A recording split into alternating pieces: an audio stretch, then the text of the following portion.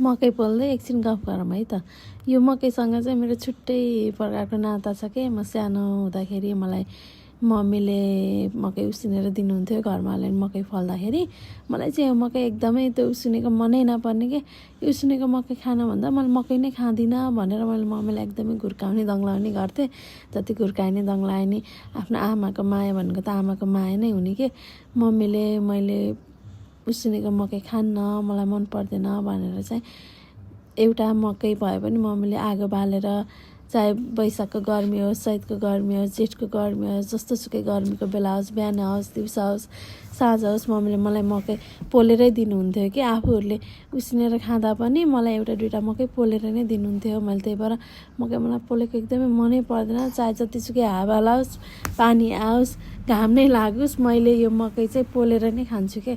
मलाई उसिनेको मकै एकदमै मन पर्दैन। अनि यो पोलेको मकै आफूलाई मिठो लाग्ने भएर होला, जाँगर पनि मलाई एकदमै लाग्छ यो मकै पोल्नलाई। मैले आगो राम्ररी बोल्ने भने मैले 25-30वटा 50वटा मकै पनि पोल्न सक्छु के एकैचोटि। मलाई एकदमै सजिलो लाग्छ। आज पनि मैले मकै पोलेर खाएको। मेरो बाबुले पनि कस्तो मजाले इन्जोय गर्दैछ। मुही मकै हेर्नु न, बच्चाले पनि म जस्तै हो, उसलाई पनि उसिनेको मकै त्यति मन पर्दैन, उसले पनि पोलेकै मकै मन पराउँछ। अनि कसलाई पोलेको मकै मनपर्छ भन्नु होला है।